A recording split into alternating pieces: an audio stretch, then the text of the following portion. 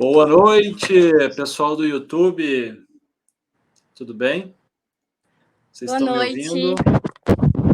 Nossa, eu não tô conseguindo ver os comentários. Mas enfim, vai ter.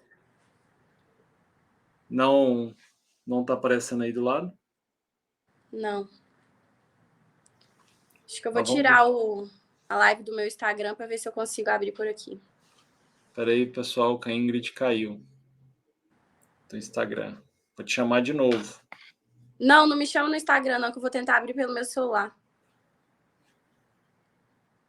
Espera aí.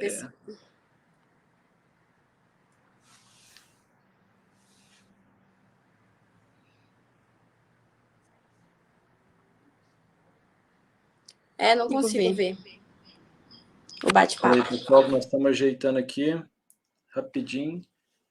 Vamos ficar aí mesmo, o Ivan. Oi, Ingrid, tá me ouvindo? Tô te ouvindo. Só que tá dando eco, né, pessoal? Vamos... Pessoal, vem pro YouTube, que aqui tá melhor. Vamos... Você consegue entrar no Instagram ou não? Se eu consigo abrir uma live no Instagram? Não, é entrar na minha aqui, que eu já tô aqui. O pessoal tá falando que o eco tá aqui no Instagram. O computador seu tá no mute. Eu não tô no computador, eu tô no celular. Então, mas para me ouvir, não está com muito eco, não. É porque agora a gente só tá no meu Instagram e no seu... Para você só tá aparecendo... Então bora continuar só aqui no YouTube mesmo. Deixa esse trem de Instagram pra lá. Então, vamos embora. Tá dando muita confusão, daqui a pouco já meia hora e a gente aqui ainda. Bora que a moça tem compromisso hoje. Pessoal, quem tiver aqui no Instagram, nós vamos fazer o seguinte. Vocês vêm todo mundo pro YouTube. O link tá aí, tá bom? E vem pra cá que a conversa tá toda no YouTube. O pessoal tá chegando aqui e a gente vai dando sequência. Isso. Beleza? Vamos lá. Vou tirar aqui. Opa. Pessoal, aqui do Instagram eu vou desligar e nós vamos ficar só no YouTube, tá bom? Vem todo mundo pro YouTube. Ivamário Narras, tá o link aí no meus stories. Vem pra cá que vai dar bom. Pronto, encerrei aqui no Instagram. Vamos só aqui no YouTube mesmo. E aí, pessoal, boa noite. Dá um feedback aí se vocês estão ouvindo a gente, como que tá o áudio, para a gente dar sequência na nossa live aqui, que a gente tem muito conteúdo, muita informação para compartilhar com vocês. Eu quero saber se tem algum aluno meu aí que está aí presente, aí no chat também, aqui na nossa live.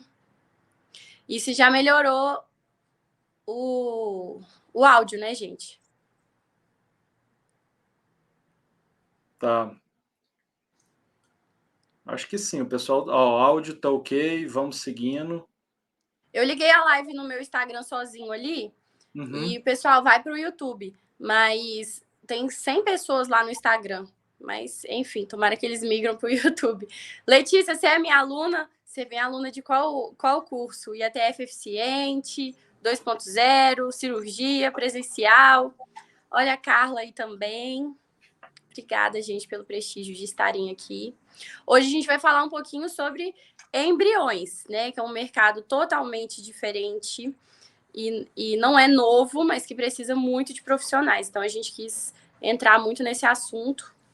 E vamos lá. Oi, Débora. Ó, uai. Isso aí, pessoal. Bom, boa noite. Sejam bem-vindos aí para mais um EmbrioCast. Meu nome é Ivan Mário, sou médico veterinário, sou especialista em produção em vídeo de embriões.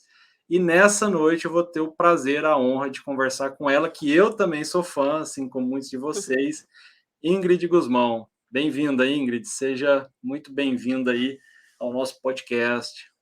Obrigada, Ivan. É um prazer para mim estar aqui. Vamos lá. Ingrid, para a gente começar aqui nossa conversa, conta um pouquinho como foi a entrada no mercado da reprodução. Como que você escolheu a reprodução? Tá. No nosso podcast que a gente participou, você contou que deixou sua carreira de atleta para vir para veterinária, para reprodução, e eu fiquei impressionado. Conta para a gente um pouquinho aí dessa história. Bom, realmente, na verdade, eu comecei. Meus avós eram pecuaristas, né? Sempre me fizeram amar mesmo os animais, a fazenda e tudo mais. E aí, só que eu morava na capital.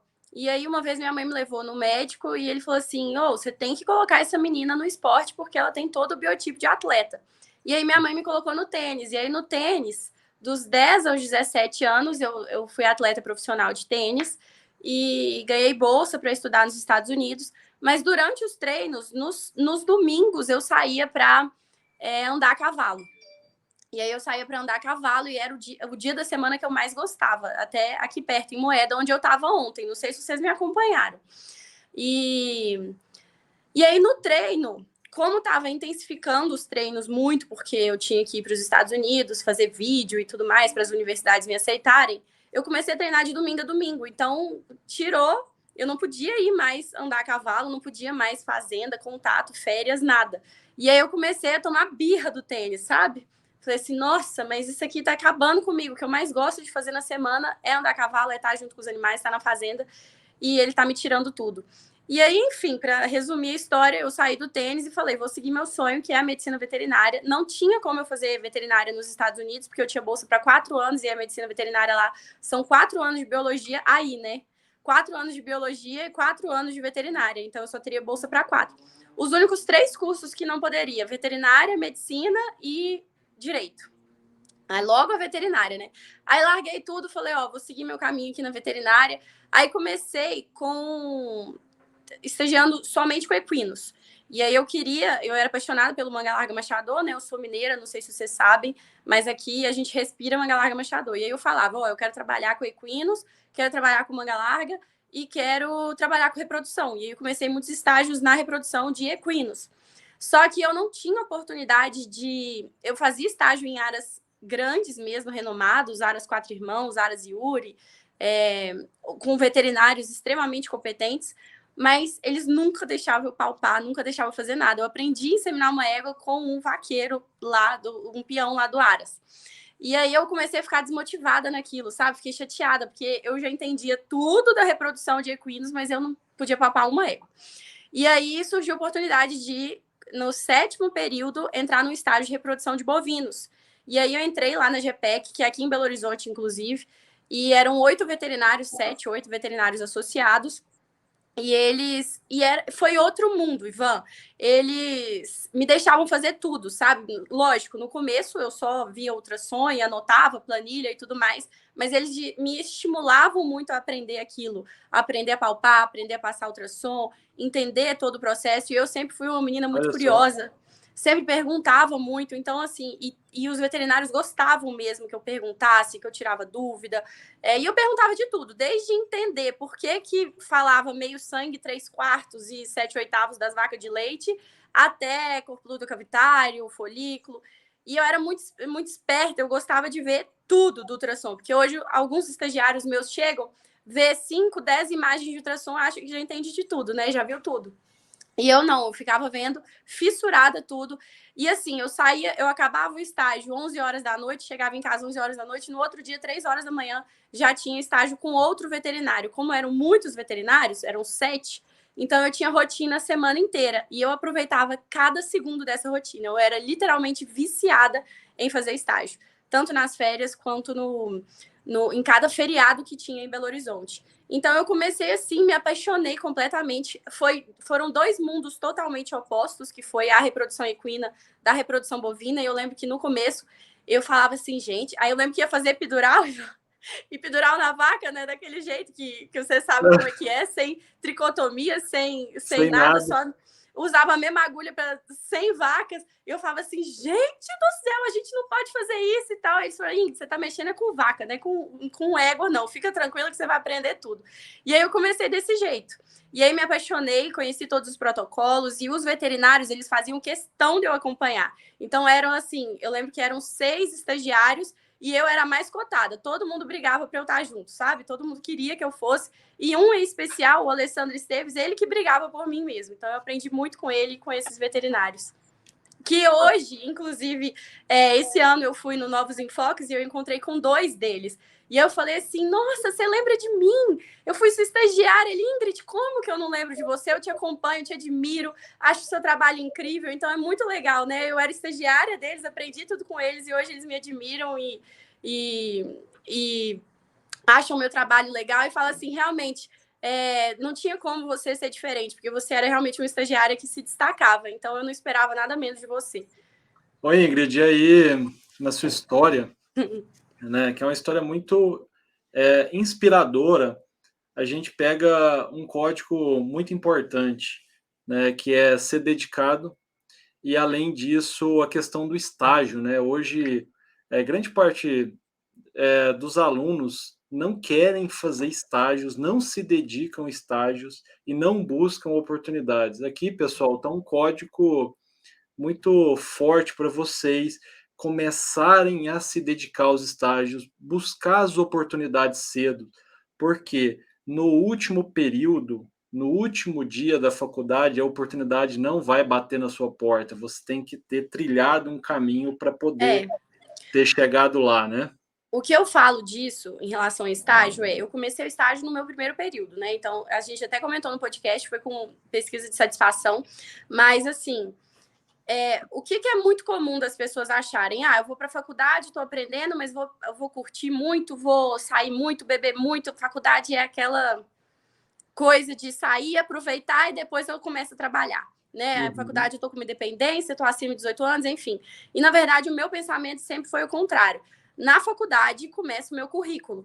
As oportunidades vão começar a surgir dos meus professores. Então, se os meus professores sempre chega para eles, quem você indica? Eu estou precisando de estagiário, me fala um aluno bom aí. Quem que vai indicar? Vai indicar aquele que é o mais compromissado, que está em aula todos os dias, o que procura estágio, o que se interessa, o que pergunta.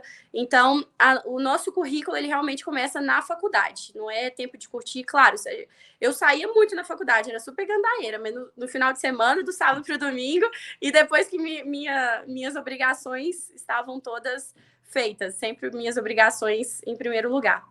Show de Mas bola. o currículo começa na faculdade mesmo, então tem que ir atrás de estágio, atrás de veterinário, encher o saco mesmo. Eu recebo muito pedido de estágio, né? Assim, devo receber uns 20 por dia.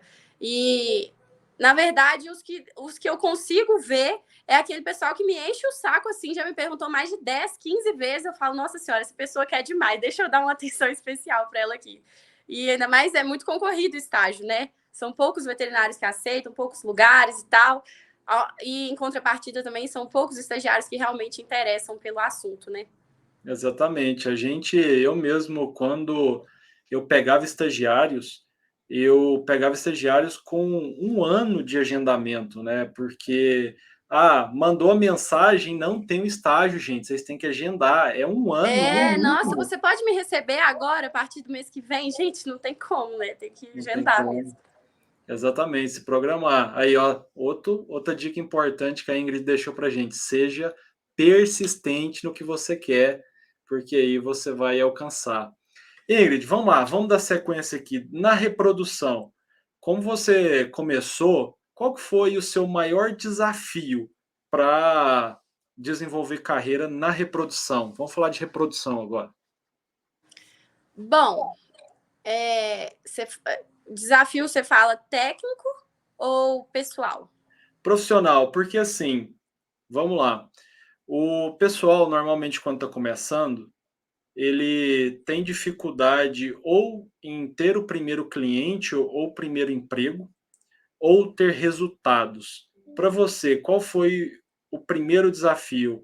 O primeiro cliente, o primeiro emprego, ou os resultados começarem a sair? Então, como eu fazia muito estágio, Eu lembro que no estágio mesmo eu já palpava, eu já examinava, eu já avaliava, enfim, já fazia de tudo. Então eu me preparei muito na graduação para quando eu saísse para trabalhar, eu já tinha uma bagagenzinha para me dar mais segurança. E aí, quando eu ia me formar, tive a oportunidade, o Alessandro chegou para mim, que era esse veterinário que era, assim, viciado, ele queria que eu sempre estivesse. Ele falou assim, Ingrid, você quer ir para o Pará, eu entendo o que você quer, mas a gente não pode te perder. Então, assim, se não der certo lá, eu faço questão que você venha trabalhar aqui. Então, assim, eu fui para o Pará, mas já com um emprego conversado aqui, sabe? Justamente por conta da minha competência como estagiária, né? E aí, certeza. Comecei lá no Pará. O primeiro contato foi difícil, assim, no meu primeiro emprego, porque eu lembro que eu cheguei foi assim, por conversa. O meu primo conhecia o avô dele, que na verdade precisava de uma pessoa para gerenciar as fazendas, porque era assim, eram 3.000 vacas, ele não tinha nem marcação a ferro das vacas, não sabia nem quantas vacas ele tinha no rebanho. Então ele precisava de uma pessoa para catalogar tudo isso, sabe? Organizar a fazenda dele, porque é sistema extensivão mesmo. Falou assim, não, eu tenho uma prima que formou em veterinária agora, trabalha com reprodução e tudo mais, e ela vai entender de tudo isso. E no meu estágio, eu não ficava só na reprodução, eu era nas planilhas, eu alimentava os programas, eu ia na área comercial, atrair clientes, ia em leilões, então era assim, era super completo o meu estágio, sabe? E eu já tinha mesmo uma base de como gerenciar mesmo a fazenda por causa de vários veterinários que eu trabalhava em várias fazendas. E aí eu cheguei na reunião com o proprietário, né, que era o Renato. Nossa, eu lembro que eu me sentia assim, um cisquinho no oceano, sabe? Era uma baita empresa. E aqui em Minas, 200 vacas é muito. Lá eram 3.000 vacas. Eu falei, meu Deus. E aí eu era morena na época, mas moreninha, recém-formada, uma menininha de 21 anos, sabe? Como é que essa menininha de 21 anos vai gerenciar a minha fazenda? Eu não acredito nisso, né?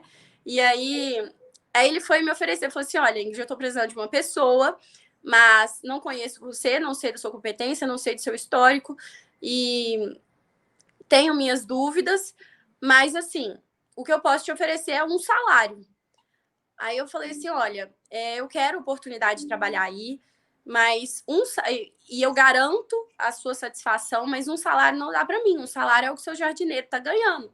E eu estudei muito para isso e eu te garanto a minha competência. Eu tenho certeza que você vai gostar do meu trabalho e eu tenho certeza que você vai aumentar meu salário em menos de 2 meses. E aí ele falou assim, quanto que você quer receber então?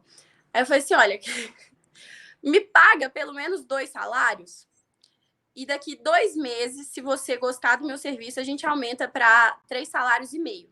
Olha só, que habilidade. Aí ele falou assim, tá, mas e se daqui 3 meses você quiser sair?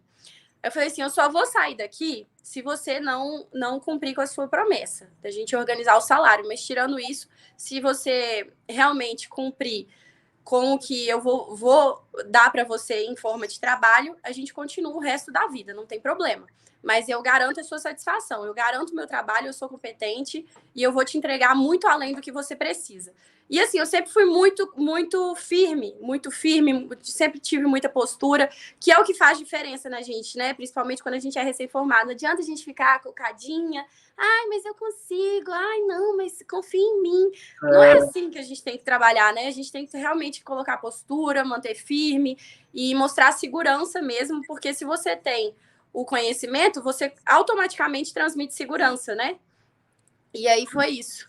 E aí ele me deu a oportunidade e aí, nossa, e minha carreira começou a deslanchar, porque todo mundo falava, nossa, chegou uma veterinária nova aí na cidade, que é isso, a menina é um fenômeno, ela trabalha demais, ela só sabe trabalhar. E era assim, eu fazia de tudo, desde salgar coxo de sal, levar sal, carregar sal na caminhonete, levar e até protocolar a vaca, começar com o protocolo de ATF, eu fazia de tudo nessa fazenda, sabe? E aí o meu nome começou a rodar para todo lado e começaram a surgir outras oportunidades. E aí apareceu uma oportunidade de uma fazenda muito grande, que foi quando eu, de fato, meu profissional, eu consegui deslanchar muito mais. Que show! Aí, pessoal, esse é um exemplo, né, que deve ser seguido e vocês devem se inspirar, porque as oportunidades, elas não vêm até a gente, né, elas são É. criadas pela gente. Eu me lembro quando eu fiz a minha primeira entrevista, Ingrid, para Hum, entrar na Invito Brasil, que foi a empresa que eu comecei, né, onde eu fiz carreira com embriões. Eu tinha começado a trabalhar com embriões na universidade, eh, prestei para o programa de trainee da Invito Brasil, e a pessoa que me entrevistou me perguntou sobre meus defeitos, né, se eu hum. tinha defeitos. Eu falei: "Não, eu não tenho defeitos". Aí ele deu risada na minha cara e falou assim: "Ah, como que você não tem defeitos? Você é o perfeitinho". Eu falei: "Não, Hã. mas se eu assumir que eu tenho defeitos, eu estou assumindo que eu não estou disposto a mudar e me adaptar, né, então eu estou todo dia tentando melhorar, eu estou todo dia me adaptando, e amanhã qualquer coisa que você me disser que eu preciso melhorar, eu vou melhorar, eu te garanto". Isso, A isso. entrevista acabou aí, ele falou assim: "Eu espero que você seja bom para trabalhar igual você é bom para conversar". Convencer. Entendi. Então, esse é o ponto, é confiança. Aí são 2 É, exemplos onde a gente está mostrando aqui para vocês que vocês têm que ter confiança, vocês têm que saber passar a mensagem de vocês. Vamos lá. Ingrid, no mercado da da IATF, uhum. você já se destacou, você tem seus treinamentos, o pessoal fala muito bem, traz um feedback muito positivo. Agora, há pouco tempo, você começou um curso, né, lá com o Dr. Faria, e Uhum. também foi sucesso, sucesso absoluto. E agora eu tenho uma pergunta para você: o que te trouxe para o mundo dos embriões? Nossa. Bom, na como que tudo começou, né, esse negócio de embrião. Eu trabalhava nessa fazenda, que eram muitos animais, lá são 30.000 animais. E aí a gente, os proprietários queriam começar no Sind, tá? Queriam começar com gado Sind e tudo mais. E aí surgiu uma parceria com a Dáudio, com eles, falando assim, não, vamos colocar embrião lá, metade eu forneço os embriões, metade... Não, foi antes disso. Eles compraram a vacada PO. E aí eles compraram a vacada PO, falou assim: ah, vamos fazer uns embrião, vamos ver como que é, e não sei o que. Ingrid, toma conta disso aí. Aí, nisso, eu procurei saber qual que era a empresa que trabalhava com embrião aqui lá no Pará. E aí era in vitro, mas na verdade já tinha acabado de mudar para ABS, né? Eu acho que eu procurei saber com alguns amigos meus que já trabalhavam com embrião aqui em Minas. E aí me passaram o contato do Faria. Falou assim: ó, quer mexer com embrião aí? Conversa com o Faria, que ele alinha tudo com você. E é engraçado o Faria, porque ele conta, eu acho que ele não contou no podcast, mas eu acho que no próximo live ele vai contar. Aí diz ele que tava andando, né, na estrada, não sei o que, recebe a ligação. E quando ele atende, uma voz de menininha, parecia uma criança de 15 anos. Oi, doutor, tudo bem? Eu queria fazer uns embriões. Aí ele falou que não me deu moral nenhuma na época, sabe? Ele falou assim: olha, conversa com seu pai, pede pro seu pai me ligar. Eu falo: não, não é meu pai. Eu sou a veterinária, responsável pela fazenda e tudo mais. Quem quer Sou eu trabalhar, que mando aqui. ele fala pro seu pai me ligar. Eu, não tem pai, meu filho. E aí, enfim, começamos a conversa, organizei com o Laison também da ABS. Ele aspirou a vacada lá e aí o Faria transferiu. E aí, quando eu conheci o Faria pessoalmente, gostei muito da postura dele, já comecei a admirar ele de cara, porque o Faria é aquele general ali que coloca moral em todo mundo porque eu li estágio aqui, no curral, né? Então ele Nossa, passa com total certeza. autoridade e já chegou para mim, já estava me ensinando o negócio de embrião, de isso, de aquilo, já me acabou a transferência, já me deu uma bainha, falou, doutora, treina aí que eu quero que você transfira embrião. E aí eu lembro que quando eu peguei a bainha de embrião, eu falei, gente, isso aqui é difícil demais, não tem nada a ver com inseminação, sabe? Muito, muito difícil. E aí, mas enfim, Faria foi super gente boa. E aí acabamos, fizemos só essa rodada de embrião, depois eles quiseram fazer outra rodada em parceria com a Daud, e foi outro veterinário lá, transferiu os embriões e tudo mais, o Faria até brinca falando que a gente traiu ele, mas é por causa da parceria, Aham. e daí eu dou muitos cursos, né, de inseminação, de palpação, de reprodução equina, de cirurgia, e aí surgiu a demanda de um curso de transferência de embriões. E eu falei, se for para eu arrumar uma pessoa, tem que ser o melhor. E o melhor para mim era o Faria. Eu falei assim, se o Faria aceitar dar um curso comigo, é porque eu tô com moral lá em cima, é porque eu sou alguém. E aí, na hora, ele aceitou, e aí deu certo, fizemos o curso, foi muito bom, muito proveitoso. E aí, depois desse curso, surgiu a demanda de um curso online, né? E aí, essa demanda do curso online é o que a gente vai falar daqui a pouco. Show de bola. Mas foi assim. E o Faria é o Capitão Nascimento da reprodução. Ele é o cara que chega, organiza, põe moral. Define e acabou. Define, acabou. Pessoal, tem um pessoal aqui no Instagram, vem para o YouTube que a gente tá fazendo a live aqui pelo YouTube, tá bom? Não foi possível a gente fazer nas duas plataformas porque o áudio estava ficando comprometido. Então peço vocês que venham para cá, tá bom? E para quem está aqui no Instagram, eu peço que tire um print aí, marca a Quem tá gente aqui no lá no YouTube. Instagram e compartilha, chama seus amigos para vir para a live, porque a live vai pegar fogo da agora para frente. Agora para frente, vamos falar a diferença de fato, né, Ivan? Com certeza. Agora nós vamos entrar na parte técnica do assunto. E mais um detalhe, ó, dá o like aí, se inscreve no canal, dá uma moral para a gente, porque o que a gente quer aqui é compartilhar conhecimento, compartilhar informação com vocês. A gente tem bastante experiência na área de reprodução. A gente agora montou, na verdade, né, Ingrid, o quebra-cabeça da reprodução, e nós vamos mostrar para vocês o que é esse mercado, como funciona esse mercado. Nós vamos, a partir de agora, tirar todas as dúvidas de vocês. Vamos lá. Ingrid. Vamos. Obrigada, Renatinha. Tô mandando aqui.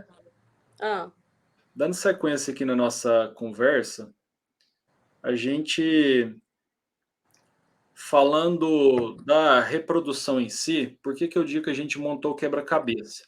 Né? A gente pega a parte do trabalho das receptoras, a parte da aspiração folicular, a parte do laboratório, a parte da transferência dos embriões e o final, né? Atendimento ao cliente, toda a experiência que todos têm aqui em todas as etapas do processo.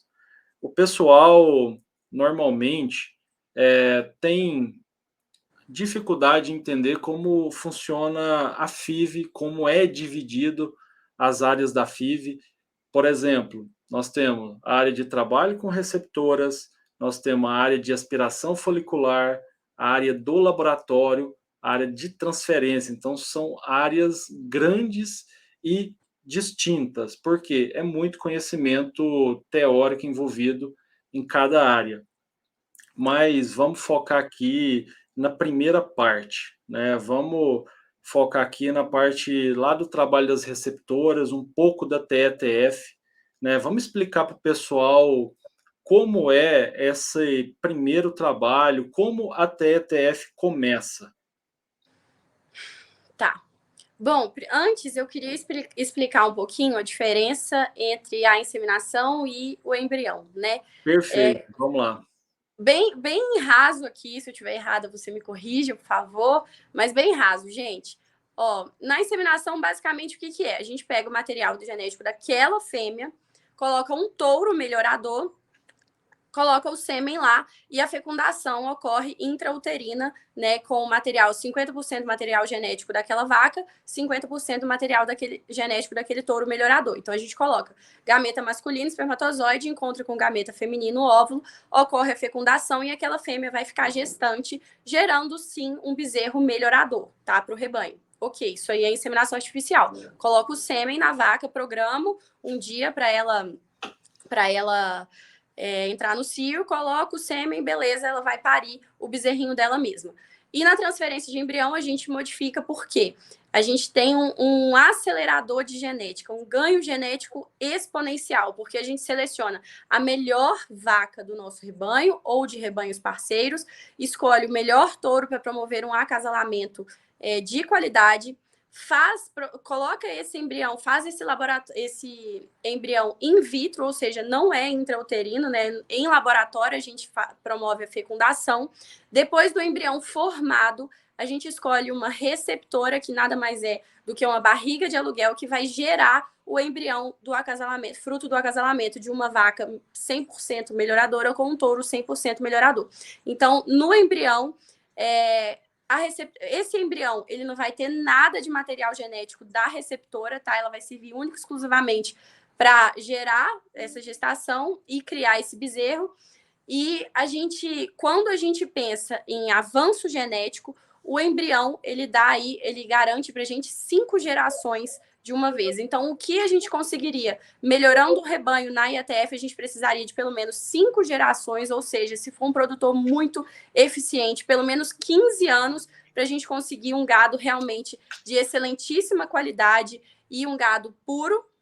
Enquanto com a transferência de embrião, a gente seleciona a melhor genética de cada criatório, o criatório que a gente quiser, e introduz, e dentro de um ano, a gente tem o bezerro fruto daquele acasalamento melhorador. Então, a gente consegue 100% do material genético, 50% do material genético de uma vaca excelente e 50% de um touro excelente. Já na IATF é apenas do touro.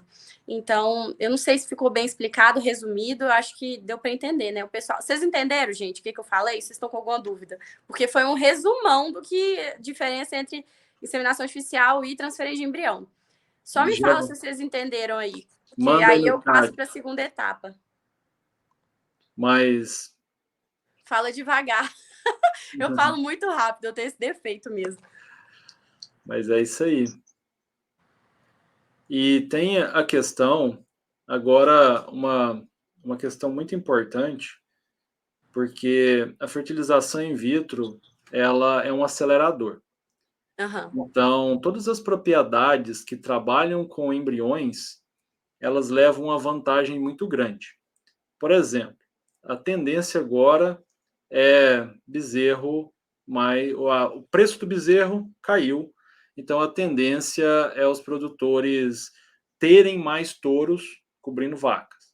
Ou seja, a procura por touro vai aumentar. Então, a propriedade que tem touro disponível e utilizou FIV para ter esse produto para vender vai levar vantagem.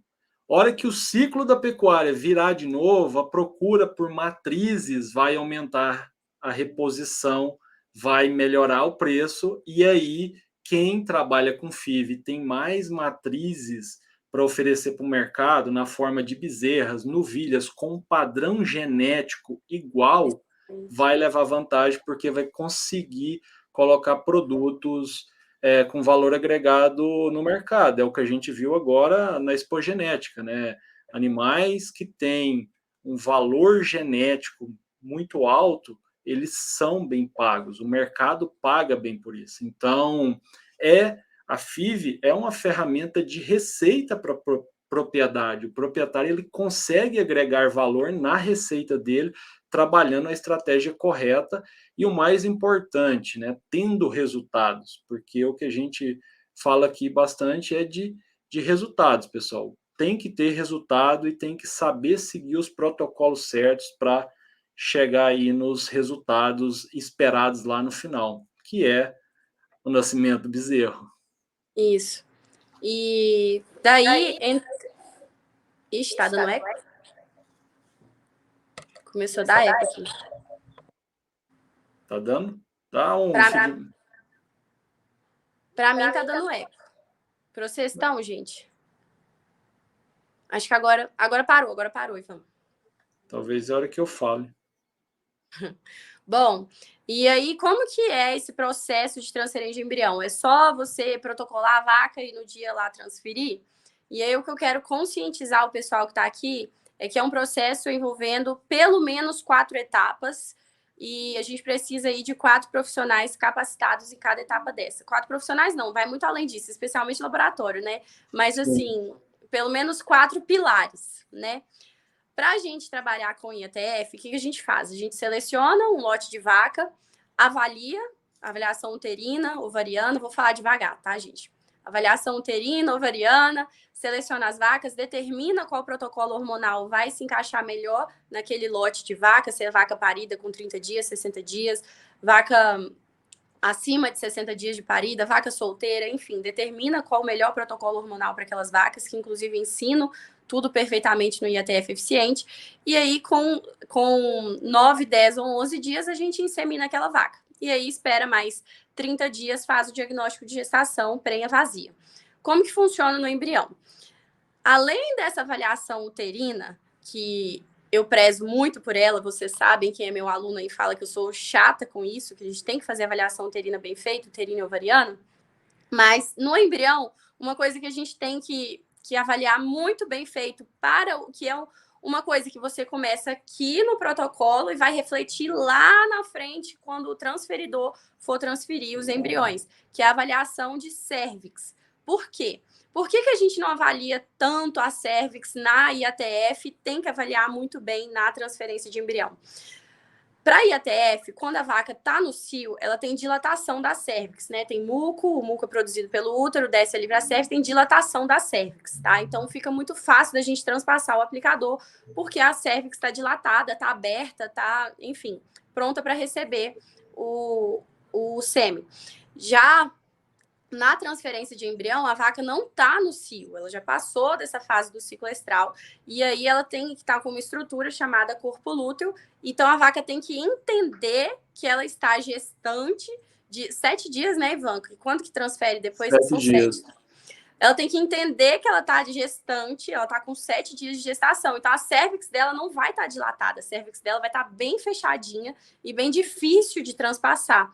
E aí, se eu não fizer uma avaliação de cérvix bem feita lá no dia do D0, eu acabo com todo o processo do embrião. Por quê? Vai ter selecionado genética, o embrião é caro, o laboratório nem se fala, são vários dias para produzir esse embrião, para chegar no dia da transferência de embrião, a cérvix é uma cérvix torta, totalmente fechada e impossível de transpassar. Então, a avaliação, ela começa, uma das diferenças é na avaliação, que não é somente uterina e ovariana, mas também de cérvix, que tem que ser muito bem feita. Por isso que cada etapa, ela conta muito. E existem outras etapas para a produção de embrião, isso aí eu estou falando das receptoras. Então, eu tenho que avaliar as barrigas de aluguel, para quem não entende, tenho que avaliar essa cérvix. Feito isso, o protocolo é basicamente o mesmo da IATF, tá? É muito parecido. Claro que existem algumas individualidades que a gente vai colocar no curso, né, Ivan? Mas é basicamente o mesmo da IATF, porém, em vez da gente seminar, a gente vai aguardar um tempo maior para essa vaca entender que está gestante, né? Ter o corpo lúteo produzindo progesterona, que é o hormônio responsável pela gestação, e implantar o embrião lá. E aí, isso no caso das receptoras. Mas quando a gente tem as doadoras, aí entra num processo bem diferente, que é a de aspiração folicular, que eu não vou nem me atrever a falar aqui. Vou esperar vocês terem uma live com o Dr. Patrick, que até acabou de comentar aí, Exatamente. que ele vai explicar tudinho da etapa de aspiração folicular. Mas, pessoal, assim, desculpa, hein, só alertar o pessoal que na próxima terça-feira, a gente vai avisar aí nas redes sociais, terça-feira que vem nós vamos estar falando sobre aspiração folicular, tá bom? Fiquem ligados. A ideia aqui, pessoal, o processo são várias etapas e a ideia é a gente ensinar para vocês todas as etapas. A ideia é que vocês saiam daqui lá no final falando, não, eu conheço todas as etapas da produção in vitro de embriões. Inclusive, eu vi uma pergunta aqui, Ingrid, ó, quer ver? Que é uma pergunta muito boa, ó. O que é FIV? FIV é fertilização in vitro. Então, a gente coleta os óvulos ou ócitos da doadora, que é a mãe, né, que é quem vai dar origem ali àquele bezerro, leva para o laboratório e a fecundação ela é feita no laboratório. Ela não é feita no útero materno, é feita no laboratório. Lá a gente, em ambiente controlado, faz essa fertilização. As estruturas ficam ali por 7 dias e depois desse processo vão para as mães de aluguel ou são congelados para serem usados no futuro aí. Então, a FIV é a fecundação feita no laboratório, tá bom? Então, a gente uniu o sêmen e os óvulos lá no laboratório, que é a parte que eu faço. Vamos porque lá. O povo, eu acho que entrou muito no meio, assim, popular, de falar, eu faço FIV. Mas, na verdade, a FIV ela é uma etapa da produção do embrião, que a gente tem que deixar bem esclarecido aqui, né? Que é a PIV, produção in vitro de embrião. E aí a FIV ela é uma etapa dessa produção, porque a produção ela começa com a aspiração dos ócitos, né? Que é o que o Patrick vai falar na terça-feira que vem. Então ele pega o ovário dessa vaca, tá cheio de folículozinhos, quem é meu aluno aí lembra desses folículozinhos, e ele vai aspirar com uma agulha a vácuo, aspirar todos esses folículos, que todos eles têm, alguns deles, na verdade, né, têm os oócitos, e aí vai levar esses oócitos para o laboratório, classificar, enfim, toda uma etapa aí que vocês ainda vão entender. E lá o Ivan pega o sêmen, capacita. Ligaram aqui. Capacita e aí faz a fertilização in vitro, vira embrião, e aí tem 3 opções, né? Ou embrião a fresco, ou vitrificado, ou congelado. E aí depois o Faria transfere. Exatamente. A gente vai estar explicando aí para vocês, ao longo dos próximos dias, todas as etapas, como que funciona, como que você entra nesse mercado, como que você se posiciona nesse mercado. Porque, pessoal, esse é um mercado global, né? A gente não só a nível Brasil, mas nós estamos falando de um mercado global. Eu hoje moro nos Estados Unidos por causa da fertilização in vitro, por causa da produção in vitro de embriões. Então, esse é um mercado gigantesco e a gente quer vocês conosco, crescer nesse mercado, fazendo as coisas acontecerem. Oi, Ingrid, agora me fala, vamos falar um pouco aqui. Você é uma pessoa muito visionária, você consegue ver as oportunidades. Desde quando eu comecei a te seguir, eu comecei a ver que você tem uma visão a longo prazo. E como que você vê o embrião? Como que você viu o mercado do embrião? Tá. Calma, antes de responder essa pergunta, eu vou trocar aqui a meu. Você me aceita aí? Porque esse celular tá acabando a bateria. Eu vou entrar no meu aqui agora. Na hora.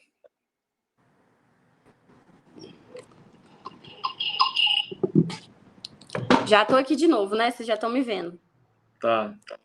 Ainda bem que não deu muito trabalho. Ó, pessoal, é o seguinte, a Ingrid vai pra balada hoje, viu? Já tô avisando. Não sei, pior que eu não sei se eu vou. E eu falei com você que eu ia sair para comprar os trem, não saí nada, fiquei só em casa o dia inteiro. Amanhã promete sair para comprar minhas roupinhas novas. Só trouxe roupa para Expo Genética, vim passar um mês na capital, só trouxe roupa para fazenda. Olha só. Bom, eu acho que o que pode interessar muitos meninos agora que estão assistindo, né? O que acontece? 80%, e isso não sou eu que estou falando, assim, todo mundo que eu converso nessa área, quando a gente chega numa sala de aula de faculdade, de universidade, especialmente quando eu vou dar palestra nas universidades, quando fala reprodução, todo mundo quer sair correndo, vai aquela onda de alunos assim, querendo, não, eu quero trabalhar com reprodução, quero trabalhar com inseminação, quero trabalhar IATF, tudo, quero ser que nem a Ingrid, muita gente fala, e aí quero ter sucesso, quero ter isso, quero ter aquilo. Mas todo mundo está indo para a IATF. E aí o ATE é um mercado que realmente fica ali escondidinho e bem elitizado. E o pessoal não tem noção do tanto que na transferência de embrião a gente precisa de profissionais. O Faria mesmo, no nosso curso, ele comentou. Eu acho que ele transfere de 20 a 25 mil embriões. Eu acho que ele está na live. Se eu tiver errado, você me corrige. Mas só não aumenta esses embriões do laboratório para 40 mil realmente porque não tem técnicos especializados, não tem mão de obra. Então, e essa mão de obra já vem anos que a gente precisa, né, dessa mão de obra transferência de embrião, não somente na transferência, mas especialmente na área do Patrick também. Ele falou assim, Ingrid, gente, eu não consigo pensar em 50 pessoas que aspiram ócitos no Brasil. Acho que não tem nem 50, sabe? Já para IATF, o Pietro fez o estudo, né, Patrick? Acho que tem 7.500 profissionais que trabalham com IATF no Brasil, sabe? E veterinários, que eu tô dizendo, fora os inseminadores. E a transferência de embrião, ela tem um valor agregado muito alto, não somente no produto, mas também no nosso trabalho. Eu quero dar um exemplo aqui super prático. Eu cobro R$25 por vaca inseminada. Tem profissionais que cobram R$15 por vaca inseminada. Na transferência de embrião, varia de pelo menos R$48 a transferência, ou seja, só o fato de você ir lá e transferir aquele embrião. Além do mais, dependendo do volume, você pode cobrar até R$100 por embrião transferido, entendeu? Então, o valor agregado nessa técnica é muito alto, desde 48, 70 a R$100, enquanto na IATF você não passa de 25, em volume, que eu digo, quando o volume é alto. Então, tem um valor muito grande. Além do mais, na IATF, esses R$25 inclui o dia do manejo e, às vezes, até o dia do D0, ou seja, em 3 dias, de 2 a 3 dias você gasta para ganhar esses R$25 por vaca. Na transferência de embrião, é outro profissional que vai protocolar as vacas para você. Você só vai chegar lá e transferir e ganhar o seu dinheiro daquele dia. Então, e é uma área que não tem quase ninguém, entendeu? Só que, aliado a isso, a pessoa tem que se capacitar muito, porque é muito difícil, gente, transferir embrião. Meu Deus do céu. E olha que eu tentei, eu ainda vou tentar, eu vou treinar. O Faria fala que não quer que eu treine. Ele fala assim pra deixar com ele, mas eu vou treinar mas é difícil, não é fácil, não. O povo acha que não, se eu sei inseminar é só ir mais um pouquinho pra frente e colocar no corno, né? Mas não é. Exatamente, Ingrid. É um mercado, pessoal, para vocês terem uma ideia, que eu comecei meu trabalho na internet de trazer informação, de tentar trazer mais conscientização e mais pessoas interessadas para a área do embrião, né? Vamos resumir aqui a área do embrião, por falta de mão de obra, porque os nossos projetos que a gente está envolvido têm dificuldade de crescer por falta de mão de obra qualificada, porque demora a pessoa treinar, demora a pessoa aprender. E o mais importante, Ingrid, uma coisa que é comum a todos nós, a gente aprendeu muito na prática e a gente aprendeu lendo artigo e aplicando no dia a dia. Quando eu comecei, não tinha informação, e na verdade hoje no mercado não tem informação, não tem conhecimento. Eu precisava ler os papers, ter ideia e aplicar. E muitas vezes os papers estão errados, entende? Às vezes tem alguns livros que são muito poucos hoje no mercado e não englobam tudo, só trazem teoria, não consegue explicar o que a gente aprende na prática e no dia a dia. Então, é um mercado totalmente sem informação e sem conhecimento. Então, as pessoas precisam passar por uma academia, por uma universidade do embrião para aprender a trabalhar com embrião, porque são muitas etapas ali dentro do processo. Em termos de salário e carreira, é onde estão as melhores oportunidades do mercado hoje. É onde se tem os profissionais mais bem remunerados, assim como a Ingrid citou no começo aqui. Então, tem bastante oportunidades aí, pessoal. E é tão restrito que eu lembro que mesmo quando eu estagiava lá na GPEC, lá tem os embriões também, BH Embriões. E aí, naquela época, hoje já é um pouco diferente. Eu vou até lá visitar semana que vem. Mas naquela época, o laboratório não podia chegar nem perto, entendeu? Se eu fosse para eu estar... Eu lembro que lá tinha um laboratório de embriões e aí eu ia para ajudar na ATE para montar os embriões. Montar não, já era embrião a fresco, levava na transportadora, só encaixava ali. Mas assim, eles nem me davam tanto acesso nisso também. Eu lembro que que o Alessandro falou assim, não, Ingrid, você tem que conhecer o laboratório e tal, mas para isso você não pode ficar estagiando no campo por causa de contaminação, disso, você tem que focar no laboratório. Aí eu lembro que aí, nessa época eu falei assim, não, mas já então vou ter que focar no laboratório, não quero estagiar nessa área, não. Quero ficar no campo. E aí eu fiquei no campo. E aí tinha a parte de aspiração, a parte de transferência, mas assim, era muito restrito, sabe? Isso, olha, a gente falando, Ingrid, tem outro ponto que eu estou lembrando aqui. Há vários veterinários que dominam a parte, alguma etapa, não ensinam, né? Eu acho que isso é uma coisa comum do veterinário, de não querer ensinar. Eu lembro quando eu fazia estágio, vou dar um exemplo. Eu estava fazendo um estágio de cirurgia. Aí, toda hora, na hora de finalizar a cirurgia, o veterinário que eu acompanhava pedia eu para ir no carro buscar alguma coisa. Eu ficava puto com aquilo. Depois de um mês, eu parei para pensar, eu falei, pô, mas peraí, na hora de finalizar, ele pede para eu buscar água, para eu buscar no carro, segurar a cabeça do... Pra você não aprender toda a etapa de fato. Para mim não aprender. Então, assim, a grande maioria dos profissionais não estão abertos para ensinar, igual a gente está aberto para ensinar aqui.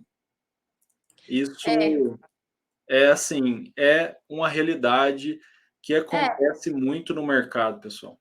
O que eu falo muito, tanto nas minhas lives quanto nos meus cursos e tudo mais, é que acender a luz do próximo não apaga a sua. Pelo contrário, deixa o ambiente todo muito mais iluminado. E quando você ensina, além de você aprender muito mais ensinando, gera muito mais autoridade. Então, assim, nossa, a Ingrid dá curso todo mundo e tudo mais. Deixa eu ver com ela quem que ela vai me indicar. Ou então, não, se ela dá curso, ela é a melhor nessa área. Deixa eu procurar ela. Quando a gente ensina, assim, eu não vejo ninguém como meu concorrente. Quando eu não tô, por exemplo, eu tô aqui em Minas, quantas oportunidades de trabalho surgiram lá para eu atender, eu indico meus alunos. E eu tenho prazer de indicar meus alunos, sabe? E é muito legal você poder indicar alguém que aprendeu com você, essa pessoa ter sucesso, e o cara fica, o cliente fica muito mais feliz. Ele fala, nossa, a Ingrid é tão boa que o aluno dela veio aqui, fez um trabalho excelente, impecável, então realmente a garota é top mesmo, sabe? Pode confiar em tudo. Então, uma pergunta do Eduardo, legal aí. Cada folículo gera um embrião. Muito legal essa pergunta. Dá para você explicar muita coisa. Explica aí. Vamos lá, pessoal. Não. Normalmente, a gente tem uma taxa de aproveitamento, né? Então, cada folículo vai dar origem a um oócito. Porém, no laboratório, vamos supor, a gente tem 10 oócitos no laboratório. Uma taxa de conversão normal vai ser em torno aí de 40% a 50%, ou seja, dos oócitos que chegaram no laboratório, 40% a 50% vão gerar um embrião, tá? Esse é um ponto que a gente ainda tem muito a evoluir na fertilização in vitro, ao melhorar a taxa de aproveitamento das estruturas, né, dos oócitos ou dos óvulos que são enviados para o laboratório. Essa é a pergunta que o cliente mais faz, né? Nossa, eu mandei 50 oócitos, mas produziu 15 embriões. Mas é porque nem todos os oócitos estão no mesmo estágio. A qualidade do sêmen também conta muito na hora de fertilizar. Então, assim, tem vários processos que a gente vai estar explicando aqui que interferem nesse aproveitamento, tá? Mas não são todos os folículos que vão gerar embriões, porque dentro do folículo tem o óvulo e o óvulo vai ser fertilizado e não são todos que convertem em embriões, tá bom? Vamos lá, uma pergunta aqui. No momento da transferência, um receptor ideal, quantos milímetros deve medir o corpo lúteo a ser transferido? Essa é a pergunta que nós vamos responder ela no dia que o Faria tiver com a gente para dar a resposta mais precisa. Mas hoje, pessoal, tendo corpo lúteo, já gera prenhez. Tá? A gente pode aprofundar mais aí nessa área, mas tendo corpo lúteo gera prenhez. Inclusive, eu vi um artigo há pouco tempo que Acho que é o mesmo falando que eu vou falar. Oi? Acho que deve ser o mesmo que eu tô na ponta da língua para falar. Fala aí. Não, vai lá. Manda aí. Não, é da irrigação? Não, do que eles estavam comparando tamanho de folículos, né, com o tamanho do corpo lúteo com taxa de prenhez. E eles concluíram que o tamanho do corpo lúteo não interfere na taxa de prenhez. Então, No caso da ATF. no caso, a transferência de embriões. Já há uma diferença na IATF, porque quando a gente avalia uma vaca e ela tem, quanto maior o corpo lúteo ou maior o folículo no dia do D0, maior chance ela tem de emprenhar na IATF. Já é uma das diferenças na TE. Tanto que avalia se tem corpo lúteo na TE. Tem técnico que nem passa ultrassom, ele só vai com a mão, vê, avalia. Tem corpo lúteo? Tem. Tá boa, cervix, isso, útero, transfere o embrião. E tem um artigo que saiu agora, que na verdade é uma coisa que usam. Na verdade, usam há algum tempo, mas ainda é uma técnica que está sendo muito estudada, que é avaliar a irrigação do corpo lúteo, né? Irrigação sanguínea do corpo lúteo ali no momento da transferência. O que faz mais efeito? A variação da irrigação dele ou o tamanho dele? Show de bola. E aí entra mais um ponto, pessoal, que aí é um ponto que é esse tipo de informação que a gente quer organizar para vocês e trazer para vocês. Por quê? Nós vamos entrar mais nesse assunto, mas nós temos que avaliar se esse folículo está regredindo ou não. O corpo lúteo, se ele está regredindo ou não. Então, talvez é um corpo lúteo muito pequeno porque ele está regredindo. Ou talvez ele é um corpo lúteo muito pequeno e está saudável. Então, essas são as Aí que variáveis. entra o Doppler que estão usando, sabe? Exatamente. Nossa, Patrick, uma pergunta para o Patrick. Eu não faço a menor ideia. Ele me falou até na expogenética, mas eu já esqueci. Em média, quantos folículos por aspiração? Depende muito da idade, da fêmea, do protocolo, né? Mas cadê o Patrick para responder essa? Eu acho que a nossa próxima live tinha que ser nós 4, vamos. Não dá para ser só 2. Vamos lá. Ó, cadê a pergunta? Apareceu aí, em média, quantos folículos por aspiração? Depende da raça, porque a raça pesa muito. Por exemplo, o Nelore é uma raça que tem muitos folículos. Já o holandês, o Holstein, é uma raça que tem poucos folículos. E hoje, se você pega até dentro de uma mesma raça, ó, o Patrick mandou aí, em média 30. Ó, Né? Você pega Patrick, o Nelore, obrigada. aí, ó, média nacional. Hoje, até dentro da mesma raça, tem variações. Por exemplo, aqui nos Estados Unidos, eu atendia 2 fazendas de Holstein. Uma tinha uma média de 12 ostos e por doadora, e a outra tinha uma média de 25 ossos por doadora, sendo a mesma raça, as duas sendo Holstein. Então, esse tipo de informação, pessoal, que aí vocês têm que aprender a analisar o cenário para ver os números, tá bom? Tá. Ótima informação. Ó, boa pergunta. Gabriel Freitas, qual a diferença de BI, BX e mórula? Gabriel, aí essa está invertido. Esses são os estágios de desenvolvimento do embrião. Então, a gente, no laboratório, considera a estrutura depois da fertilização, né? Fertilizou zigoto. Teoricamente, dali em diante, a gente poderia falar que é um embrião, só que fica muito confuso a gente explicar para o cliente, explicar para as outras pessoas que o embrião pode bloquear, ou seja, ele pode parar o desenvolvimento.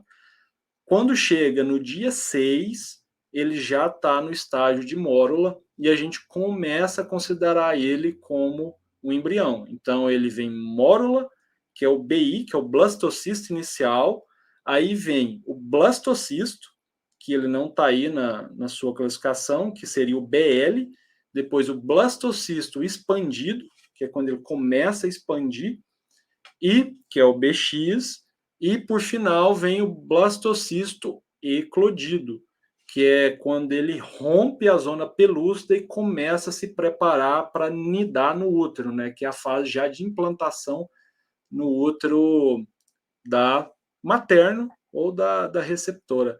É muito legal, é muita informação aí.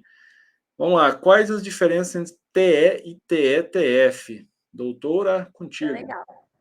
Comigo? Sim? Cadê o Faria para responder essa? É tão mais legal com ele. Bom, na verdade, a TETF, gente, é a transferência de embrião por tempo fixo. Então, a gente determina o dia que vai ser. Gente, se eu estiver errado, vocês me corrigem quando eu falar da TE, tá? A gente determina o dia que o embrião vai ser transferido. Na TE, que eu estava estudando, a gente faz a partir do cio natural. Então, ela deu o cio natural, a gente avalia o cio dela, e aí, com 7 dias, Ivan, 7 dias a gente transfere o embrião. 7 dias. Tem uma empresa que faz somente isso, que é a Minerembrio, que a gente estava até lá na Expo Genética juntos. Então, a receptora deu o cio natural, anotou, deu o cio, tantos dias vai e transfere o embrião. Tá? E na TETF a gente consegue um volume maior no mesmo dia. Então a gente consegue transferir aí, por exemplo, 300 embriões num dia só, tá? A gente sincroniza esse cio da vaca, sincroniza o dia que ela vai receber o embrião. Então a gente consegue maior volume na TETF, diferente da transferência de embrião sozinha, avaliando o cio natural. Ótima explicação, é isso aí. TETF tem o protocolo e a gente vai colocar todas as receptoras no mesmo tempo.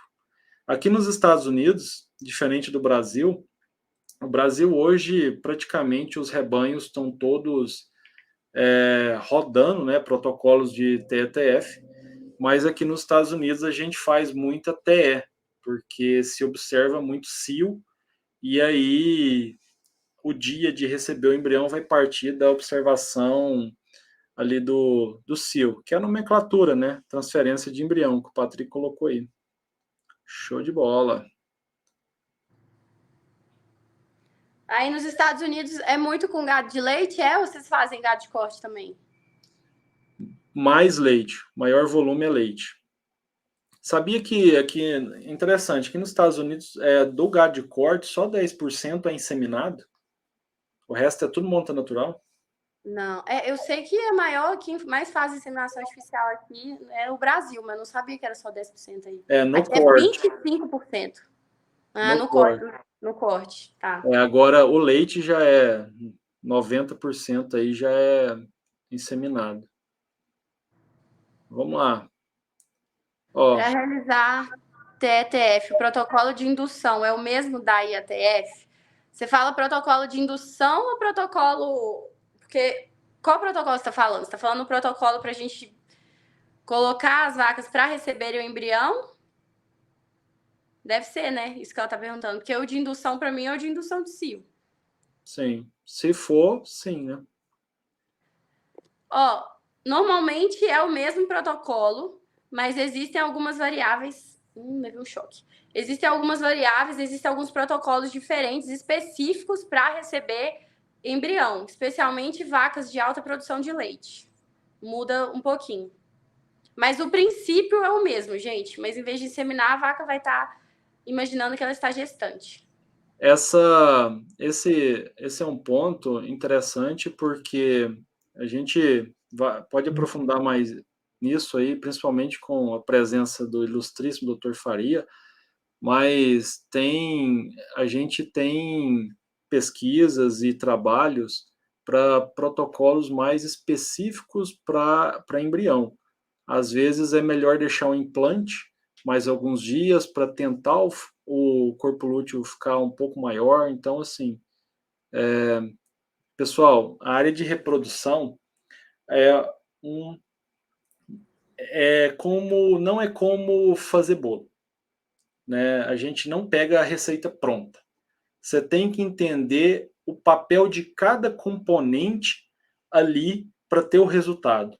Esse é o grande segredo que eu aprendi trabalhando com embriões. Todo mundo que me procura, principalmente em consultoria, em mentoria, quer uma receita pronta. Mas eu sempre digo, eu não posso te dar uma receita pronta. eu tenho que te ensinar a pensar sobre o processo para você fazer a sua receita, porque os seus ingredientes não são os mesmos que os meus, né? Sempre lembro da minha avó fazendo biscoito. Por quê? Sempre que ela está fazendo biscoito, ela usa os ingredientes que ela tem. Então, se ela tem pouco ovo, ela não vai colocar tanta farinha, porque senão não vai dar liga. Então, é a mesma coisa para o embrião. Você tem que saber analisar o cenário para tomar as decisões. E é isso que nós vamos ensinar para vocês. Saber analisar o cenário, saber seguir os steps by step, que é, agora a palavra em português sumiu, mas é o checklist, né? E para ter resultado. O povo metido que mora nos Estados Unidos esquece as palavras portuguesas de contar, viu? Não, mas esqueci, foi.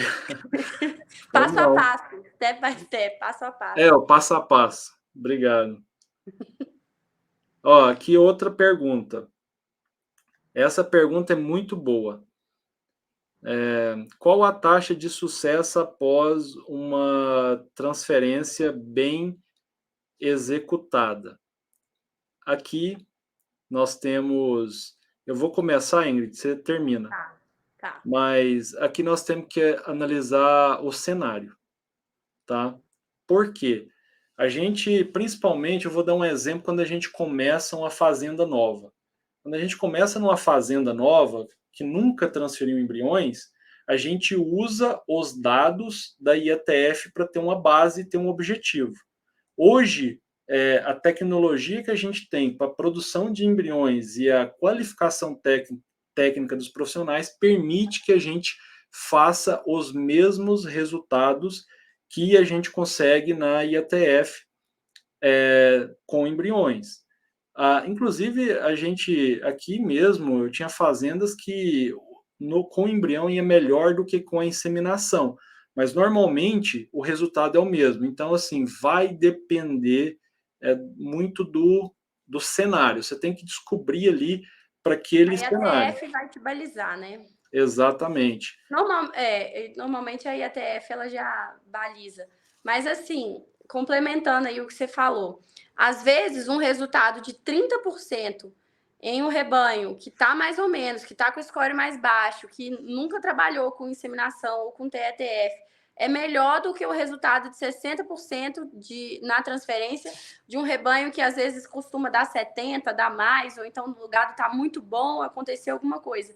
Então depende muito. De taxa de sucesso não dá pra gente dar uma garantia. É igual quando eu ia lançar meu curso, o povo falou assim: mas você tem que falar, você tem que dar um número que a pessoa vai conseguir fazer na fazenda, mas é impossível dar um resultado final. Aí a IATF vai balizar ali, mas é impossível dar um resultado de taxa de sucesso. 30% pode ser tão bom quanto 60%, dependendo da realidade da fazenda, da realidade das vacas e de como foi o protocolo, como foi feita a transferência, a FIV, enfim, tem todo esse processo.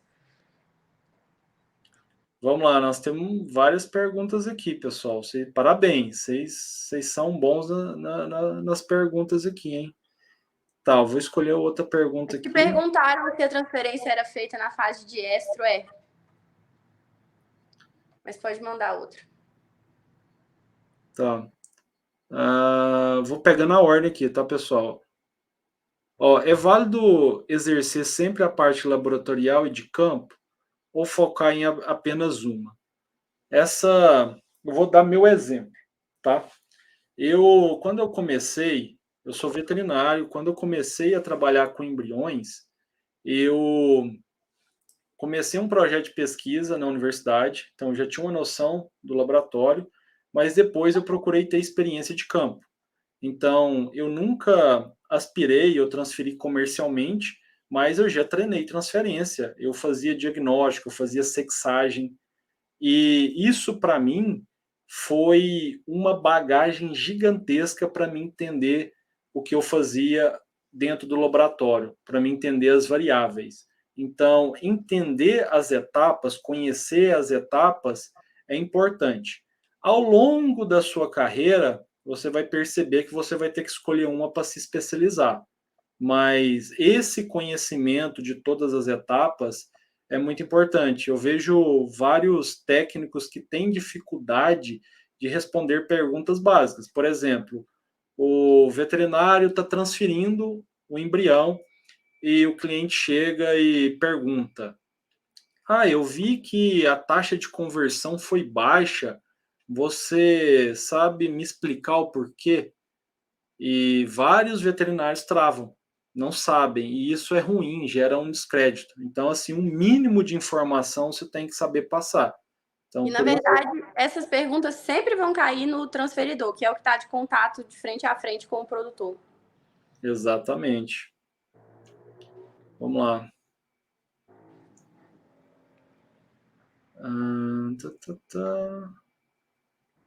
Ó, receptoras Nelora cara limpa, bons resultados em receber FIV, ou seja, receber embriões, né? Aqui seria. Vai lá, doutora, eu vou deixar para a senhora. Senhora.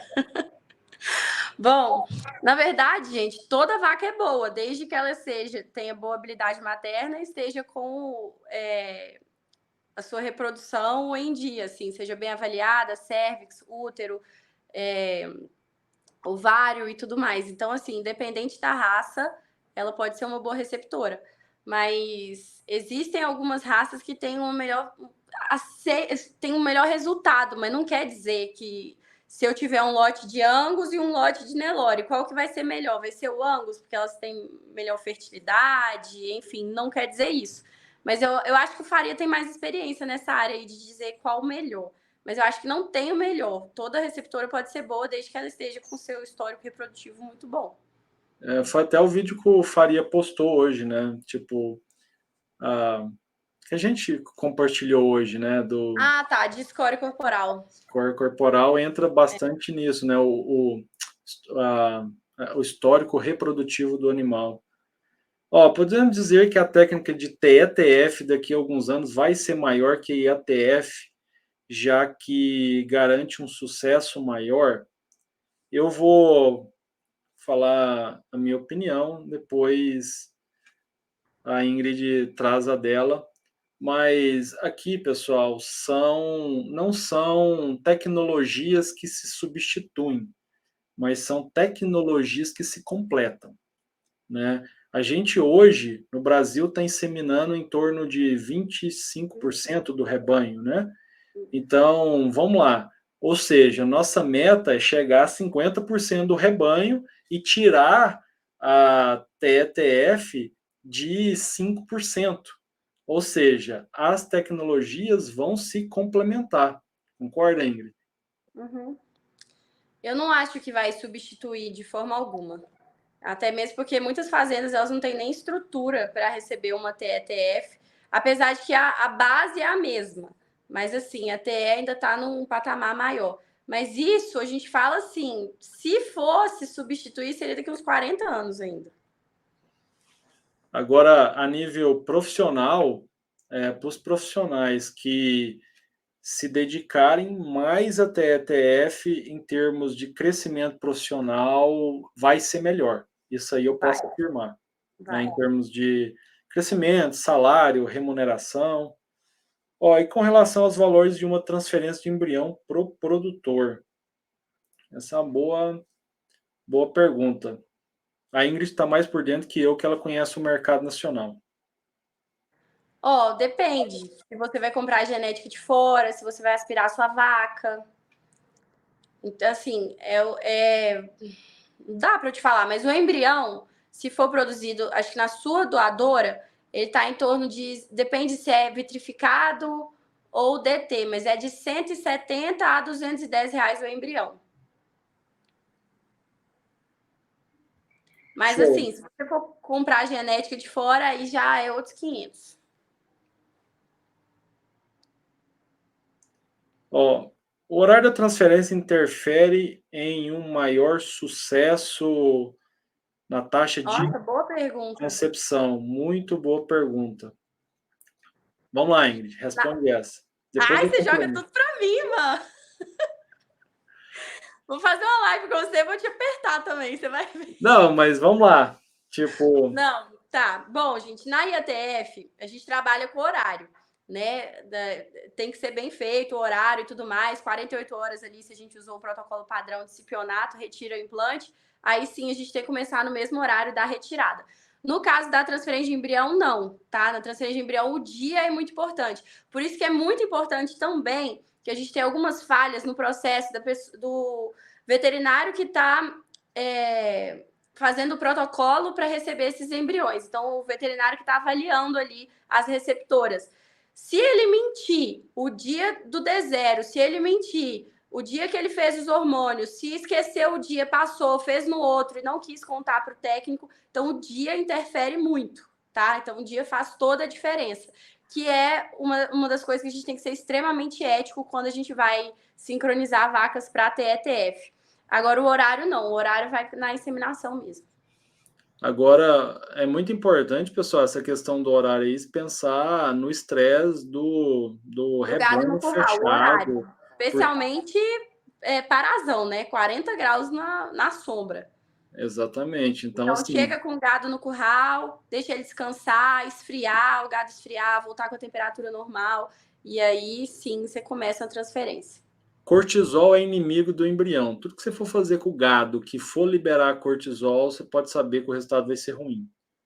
Isso é uma coisa que você pode ter Então, você vai certeza. transferir embrião. Eu vou transferir embrião, vou buscar o gado no pasto meio-dia para 1h da tarde transferir embrião. Acabou. Essa questão desse horário faz a diferença, porque o gado vai estar morrendo de calor, a temperatura vai estar acima de 40 graus, 42 graus, e o embrião lá tá com quantos graus na transportadora? 32? 38. 38. É, E em aí você média coloca o 38. embrião de 38 numa fêmea que tá 42, 45 graus, imagina. Então, o horário do dia, o sol e tudo mais interfere, mas horário igual na IATF que vocês estão perguntando, que eu imagino que vocês não perguntam, não.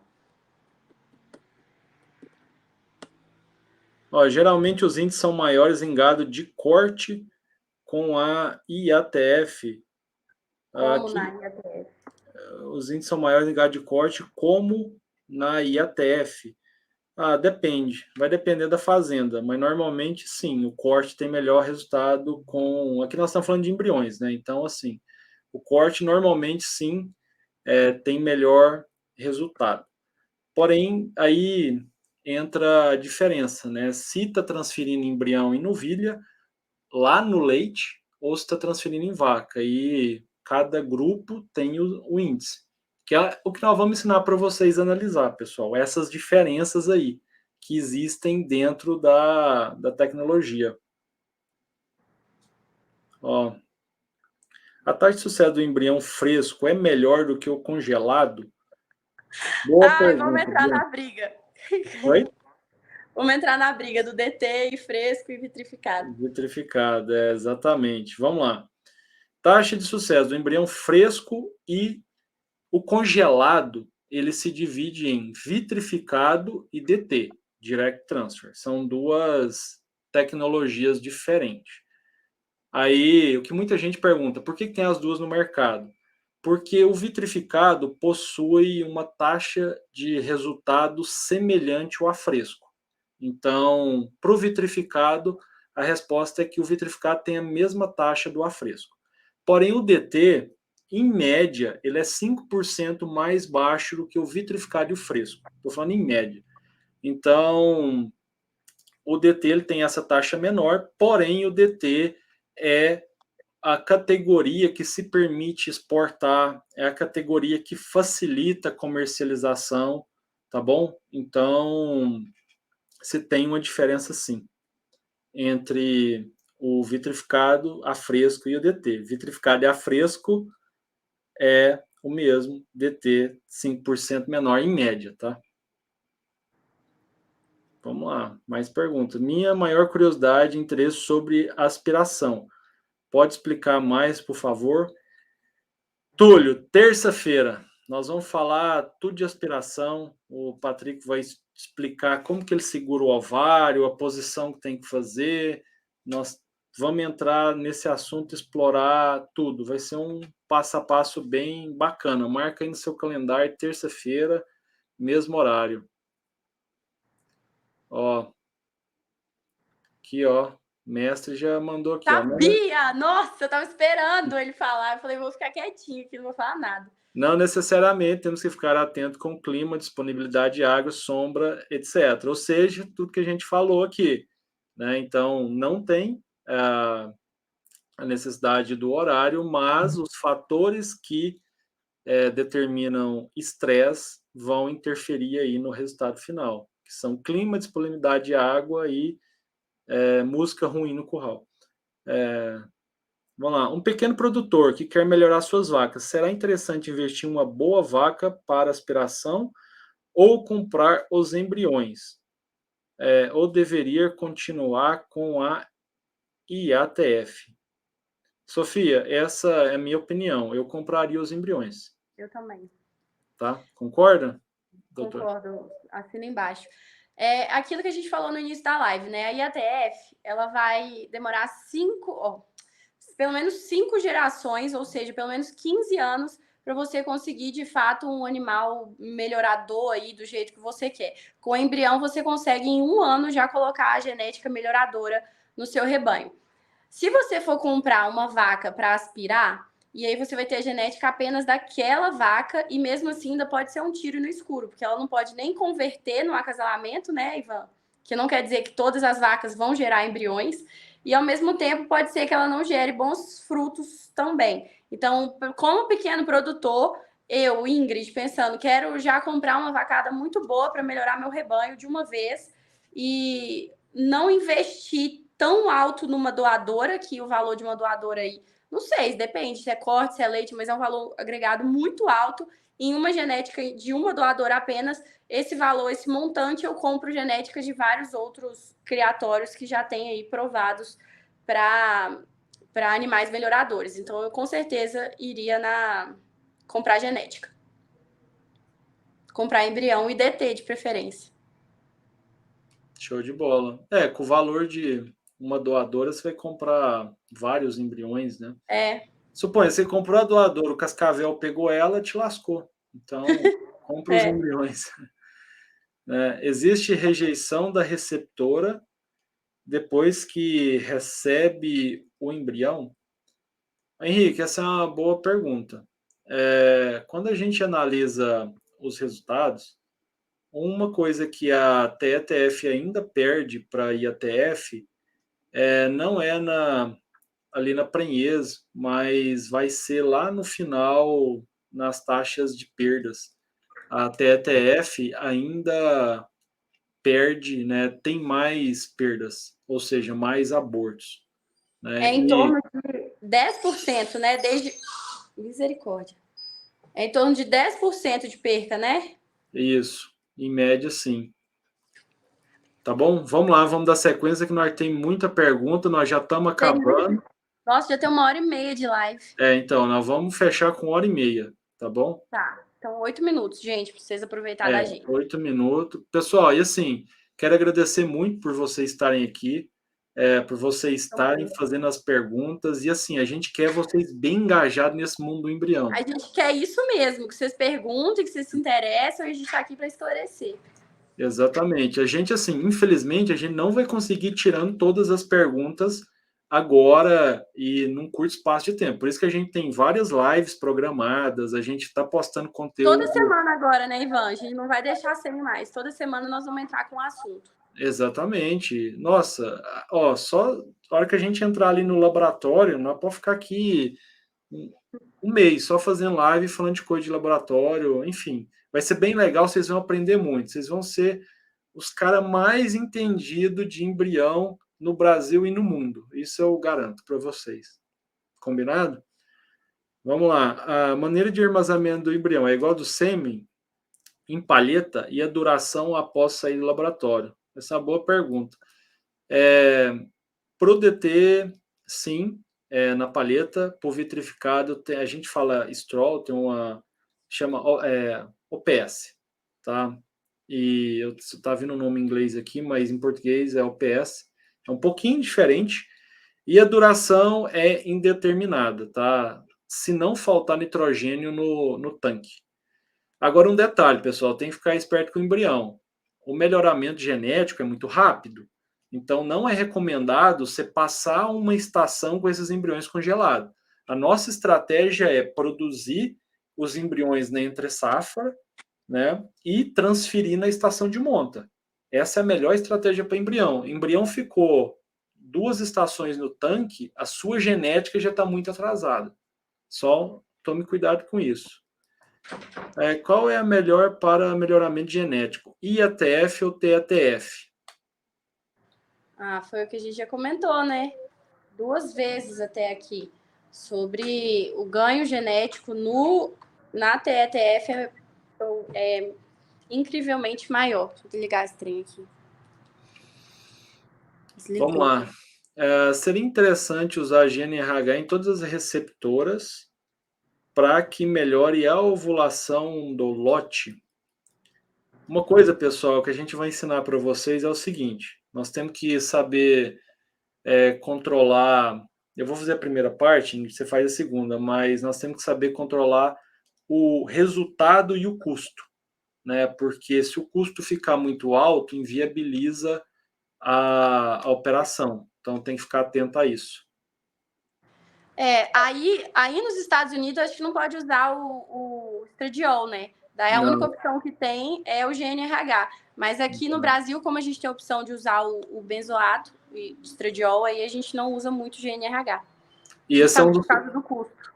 E esse é um dos fatores que aqui se observa muito cio, porque o custo fica mais barato. Eles colocam um monte de mexicano lá a vigiar as vacas e é mais barato que usar GNRH, tá?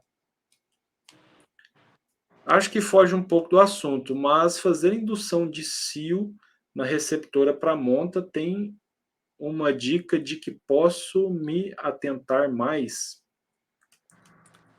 Da receptora? Eu não entendi muita pergunta. Nem eu, acho que a Marilene se confundiu um pouco em relação à receptora. É receptora mesmo que você está querendo saber, Marilene? A receptora para receber o embrião? Ou você está falando de uma matriz que vai receber a monta natural? Indução de cio na receptora para ter um... Mas ela falou para monta. Deixa ela talvez é fazer um protocolo para monta, não sei. Mas vamos lá que nós temos muita pergunta, pessoal. Desculpa, não entendi. Sequência. Qual o mínimo de estrutura para fazer uma transferência na minha propriedade? A mesma da IATF, gente.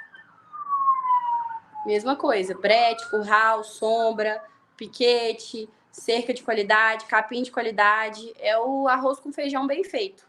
Você precisa de ter capim, mineral de qualidade, água de qualidade, curral bom, curral coberto de preferência, um brete bom. É o mesmo princípio da IATF. Muitas perguntas ainda. É isso aí, João Paulo. João, acompanhe todas. Anota suas perguntas para você não esquecer. Obrigada, Henrique. Obrigadão, viu, Henrique? Boa noite. Eu tenho 2 vacas PO-Sim, já foram feitos alguns exames e foi detectado problema no útero. Você acha que vale a pena fazer TETF nelas? Quem entende útero é a doutora. Qual o problema de útero que seria, Bárbara? E você está falando para elas serem doadoras, para buscar material genético delas ou para elas receberem embrião? Se for para receber embrião, é impossível com problema no útero, mas não sei qual o problema de útero que elas têm, né? A live está top, muito dinâmica. Obrigado, Eduardo. Seu feedback é que faz a gente tá desde o início aí com a gente. Isso aí. Exatamente, a matriz. Tá. Você fala fazer um protocolo para aspirar ela, seria? Não, para fazer indução de cio. Marilene, é protocolo padrão. Progesterona, você pode fazer até um injetável mesmo e soltar com touro. Ou então você faz a progesterona injetável, com 12 dias você faz cipionato de estradiol e solta com touro, tá? Obrigada, Jonathan Novaes. Show de live. Muito obrigado. Acho que a gente pode encerrar, né, Ivan? Vamos encerrar sim. Vamos chegar agora nos finalmente. Pessoal, aqui eu já quero agradecer vocês por ter trago tantas perguntas. Sugiro que vocês assistam a live de novo, façam mais perguntas, anotem as perguntas. Da agora em diante, pessoal, vamos falar só de embrião, vamos dormir pensando em embrião, acordar pensando em embrião, ir para academia pensando em embrião, né? Beber cerveja pensando em embrião. Esse é o foco para todo mundo. Cuidado para não fazer o embrião beber cerveja. Embrião muito cedo às vezes atrapalha. Mas nós vamos estar falando aí de embriões nos próximos dias. A live de segunda-feira nós vamos estar falando sobre aspiração folicular, Dr. Patrick. Então, segunda não, terça-feira, desculpa, errei a data. Oi, desculpa, Ingrid. Patrick vai poder responder essa pergunta aí, intervalo ideal de descanso do doador após aspiração. Nós não vamos responder, que ele é muito ciumento. Então, a gente fica falando de aspiração, ele acha ruim. Então, a gente vai deixar para ele, tá? Isso aí, Jaciara. Show de bola. Vamos. Vocês preparam, vocês estudam um tiquinho, prepara as perguntas, porque nós estamos aqui, essas próximas semanas, nós estamos dedicando para vocês mesmos, tá? Para vocês aprenderem. Então, nosso tempo vai ser único, exclusivo para vocês. Então, aproveitem bastante. Então, tá aí. Pessoal, nós vamos... muito obrigado, amigos. Ótimos questionamentos e esclarecimento. Esse curso está fazendo mais sentido a cada dia. Doutor Emerson Faria. Isso aí, pessoal.